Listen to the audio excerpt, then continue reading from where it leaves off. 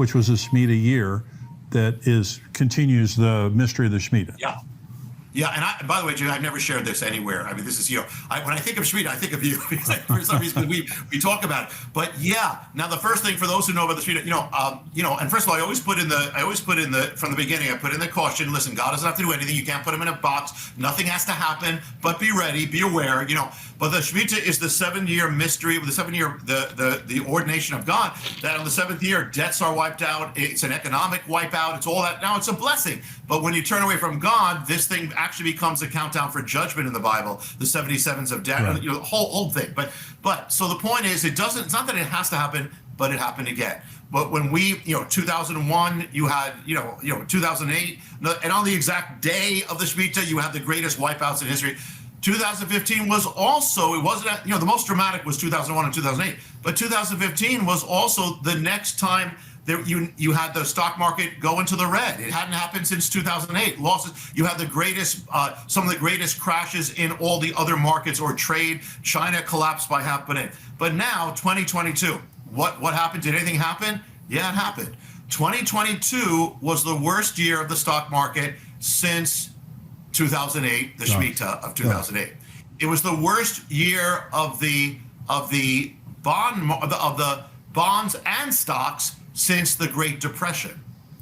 It was the worst. The thing about it was the worst year in the bond market. Okay, usually if the stock market crashes, the bond market will stay. Yeah. Bond markets are but this year both of them crashed, and it was the worst year for the bond market in the history of the bond market. Oh my God! This Shemitah absolutely was the worst year ever. It was the worst year of stocks and bonds combined, the global market in history as well. Lost about $30 trillion. The markets like the NASDAQ and the S&P were down 20%, 30%. People don't realize it was, and you had the Bitcoin crash. It was one of the, some people said it was the worst year ever because it affected everything. But yeah, it happened again. And the Shemitah began in 2021 in September. By January, the stock market reversed itself, and it was going down since then. Then, when you get to the peak, that Elul 20 at the very end is the peak. You had a crash all over on that week that brought every market into the bear market on the week of the Shemitah. Now after that was over, only afterwards do you start seeing a recovery. Now we don't know what's going to happen after, but yeah, I've never shared this anywhere, Jimmy, but actually it came back in full force. Wow. Well, that's the reason that you're the one that, originally was talking about the Shemitah in 2001, 2008, 2015, now again on 2022. Yeah. So let me switch gears a little bit. I want to talk a little bit about Israel. And I know you're very connected to Israel. What is happening there right now in this morning's newspaper, Israel's wanting to annex the Jordan Valley. They're wanting to build 10,000 more houses in Judea and Samaria. That's been condemned by the United States, Canada, France, England. So there's a tension building. Joel chapter 3, God says, in those days at that same time when I bring back the captives of Judah and Jerusalem, I'm going to enter into the judgment with the nations in the valley of Jehoshaphat for the way they've treated my heritage, my people Israel, and they've divided up my land. And so this is something that we see happening, the division of the land of Israel, which ultimately Armageddon is about Jerusalem. Armageddon is about the division of the land of Israel. Okay, and there's going to be the worldwide outcry against Israel because they're not going to give up Jerusalem. I don't believe they ever will. But what do you see right now in current events in Israel? What do you think is happening related to the end times?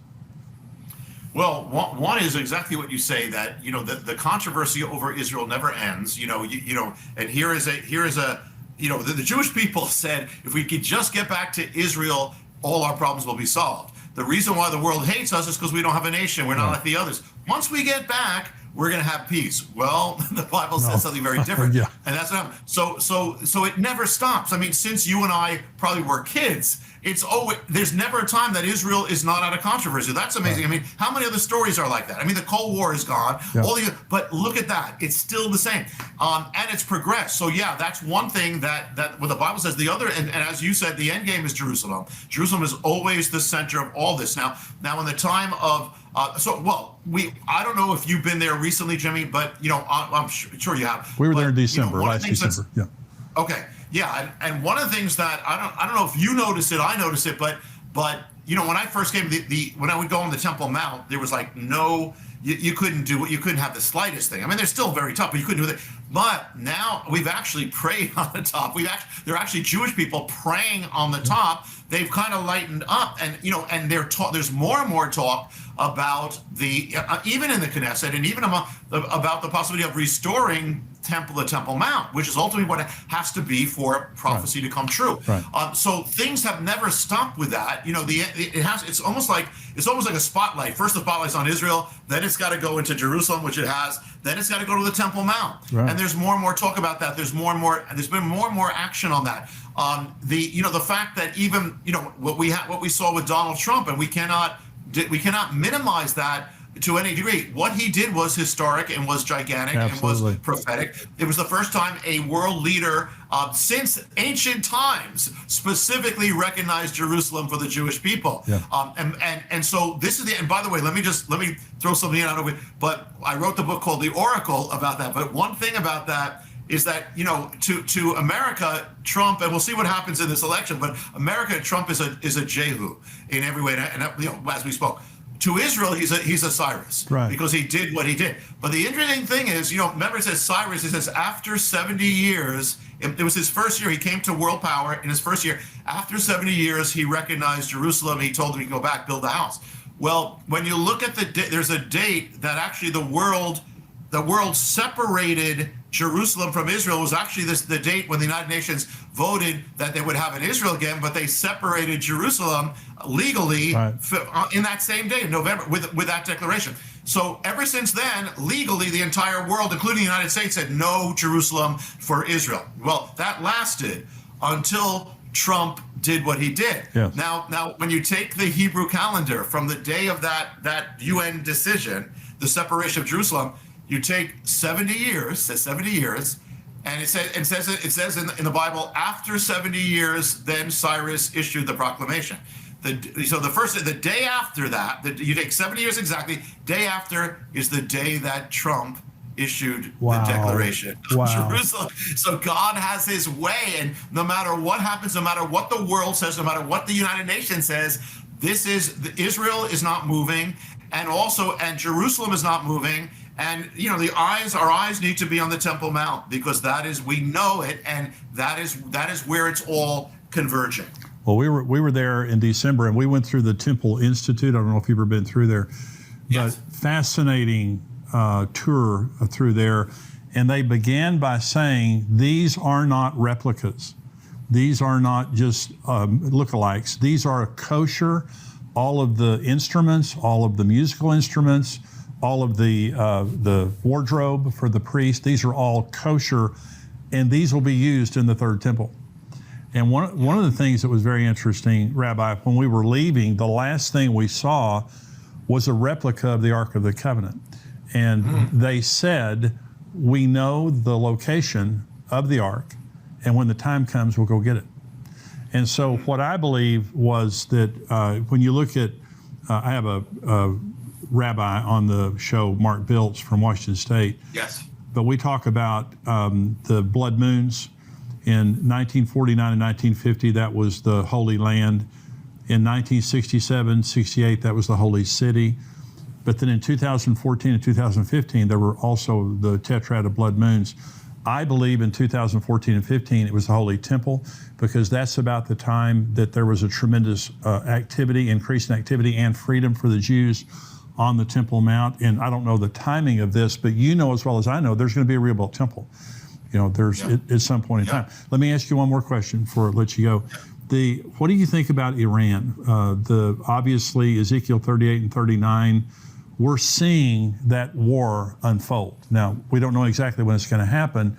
Yeah. Iran has now a hypersonic missile that can reach Israel in 400 seconds, 6.66 minutes. They believe that the Israelis believe that they're very close to enriching enough uranium to have a nuclear weapon, which obviously this is an existential threat to Israel. They cannot wait to get attacked by Iran. What do you think about what's going on? Yeah, maybe. Well, Jimmy, when I was just coming to the Lord, And it was prophecy that led me to the Lord. I picked up the late great planet Earth. I was an atheist. I picked up the late planet Earth. That got me started. And I went to this prophecy thing. I wasn't a believer. I'm a Jewish guy coming in there. And they're speaking about Iran, about the prophecy of Ezekiel 38 and 39. And it clearly says Persia, and we know it's Iran. And somebody stood up and said, it's never going to happen. Iran is one of the biggest allies of Israel and America. And I remember a guy, that was back then, a guy stood up and said, you know what? He said, it says the Bible says this, so something's going to happen. And sure enough, just a few years later came the revolution. Right. And so God, you never bet against God or against prophecy. Yeah. So there it is. So here you have Iran, which actually, it's almost like the devil always uses things that, here was a nation that actually blessed Israel at one point, blessed Israel with the return of Israel. Actually, the Lord has, the Abraham covenant has only allowed Iran to stay on. It's the only one of those great powers that actually stayed on intact, because it was the only one of those powers that allowed Israel to come back. Wow. So God honors that, but then the enemy's going to use it. Clearly, Ezekiel gives speaks of Russia, and people try to kind of that's that area. It's Russia. It's that area. You have that. You have Turkey, Togarmah, and they're in alliance now. And you have Iran, and they're considered the most dangerous nation now. And so it really, I don't think we've ever seen these things fall into place with Ezekiel 38 and 39 as far as alliances ever as we're seeing now. There's one thing. Remember, there's one thing in Daniel where he says that he's praying, and the angel comes to him and says, "I was fighting. I was delayed because of the prince of Persia, right. The Tsar Paras, which is a specific entity. Speaking about the gods or the spirits, a specific entity which is devoted to Persia or to Iran, and this is a demonic entity. And so now, when Iran turned against Israel, this entity, they talk about the gods. If I had to do an Iranian version of the Turn of the Gods." Look what happened to them. Yeah. They became the most, and they are bent on destruction, literally. And they're the ones who are behind much of the attacks on Israel from Hezbollah, from the Gaza Strip. It's the same spirit, this prince of Persia. And so it is bent on destroying Israel, but God is bent on redeeming Israel. So not going to happen. So I believe, this is a continual. You talk about spiritual things behind the physical. There's a war between Michael and the Prince of Persia behind Netanyahu, behind all this, and it's going to go until it's fulfilled. And we know who wins. Yes, Rabbi, Return of the Gods, your newest book, Jonathan Cahn, New York Times bestselling book. You can get this anywhere. Amazon, your local bookstore. Anything else you want to say about how people can contact you? Yeah, thank you. Yeah, you can get it anywhere. I pray that people get it not just for themselves, but for people in their lives, because everybody has people in their lives who are subject big time in this, and that God would use it to free them. The other thing is that a little while back, the Lord gave it the opening to have a motion picture in theaters across America. By the way, Jimmy, and I'm just saying it to the glory of God. By God's grace, when it came out, it was the number 2 movie in America, just under Doctor Strange, Marvel's Doctor Strange. So God used it. But if you missed it or you saw it, it's now streaming everywhere on Amazon Prime. If you can get the DVD. If you go to harbinger-of-things-to-come.com, harbinger-of-things-to-come.com, that's the name of the movie, or Amazon Prime, it's everywhere. But Jimmy, it's always a blessing to be with you. And I just heard we're going to be together with Perry, our friend Perry Stone. Yes. That'll be a blessing too. But always a blessing for what you're doing. From the day we first met in New York City, I've always been blessed by your ministry tremendously. You're a dear friend, and you're the most brilliant end times guy I know, and I tell everybody that. Your materials are just they freak me out. I mean, it's just, and they're so enlightening and so encouraging. But you just bring the ancient history to today and just prove God is in all these things that are happening.